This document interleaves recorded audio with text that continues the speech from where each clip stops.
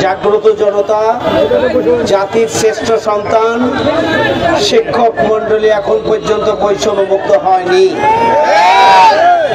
আমরা সরকারের কাছে দাবি জানাতে চাই, বৈষম্যমুক্ত বাংলাদেশের নমুনা যদি অন্তর্বর্তীকালীন সরকার দেখাতে চায়, তাহলে সবার আগে শিক্ষকদেরকে তাদের ন্যায্য হিস্সা দিতে হবে। আমরা শিক্ষকদের নিবন্ধনের জন্য যে ন্যায্য দাবি, সেই দাবির প্রতি আমরা সমর্থন জানাচ্ছি এবং অবিলম্বে সরকারকে এই দাবি আদায় করার ঘোষণা দিয়ে অবিলম্বে স্বাভাবিক জীবনে তাদেরকে ফিরে যাওয়ার জন্য সুযোগ করে দেন, সেই দাবি প্রত্যাশা ব্যক্ত করে আমার কথা শেষ করছি। আসসালামু আলাইকুম।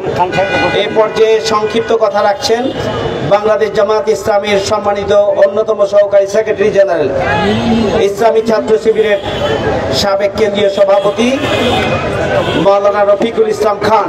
মাওলানা রফিকুল ইসলাম খান।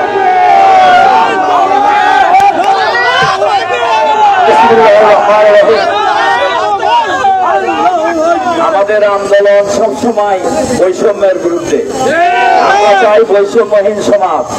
আর জাতির কারিগর এই শিক্ষকরা নন এমপিভুক্ত থাকবে, এটা হতে পারে না।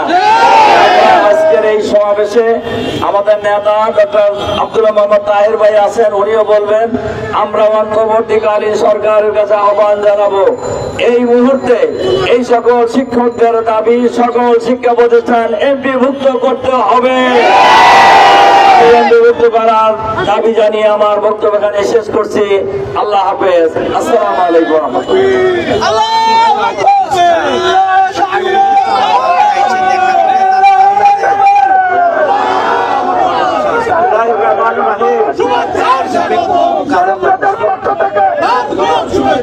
স্লোগান দিলে তো কথা শোনা যাবে না।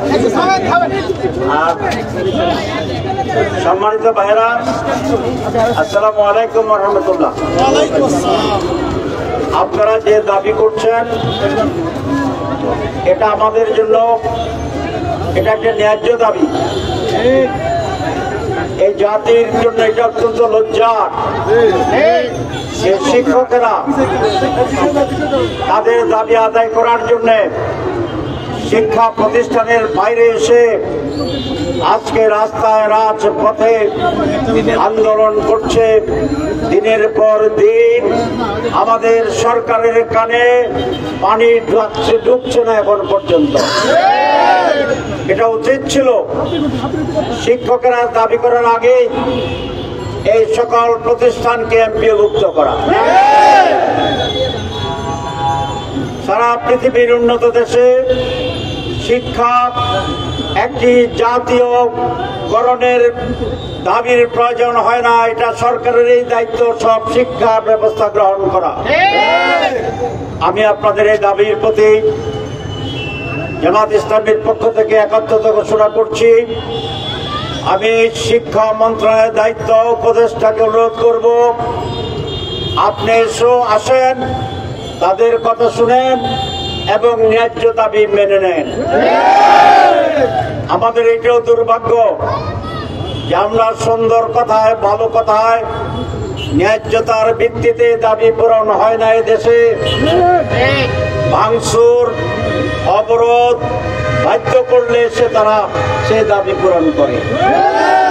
আমরা মনে করি সরকারের কাছে এই পর্যায়ে যাওয়ার প্রয়োজন হবে না। আপনারা নিজেরা উদ্যোগ নিয়ে কয়েকদিন হয়ে গেছে, আমি শুনেছি, আপনারা এখানে এসে তাদের সাথে কথা বলেন অথবা তাদের প্রতিনিধিকে নিয়ে আপনি বসে তাদের দাবি পূরণ করেন।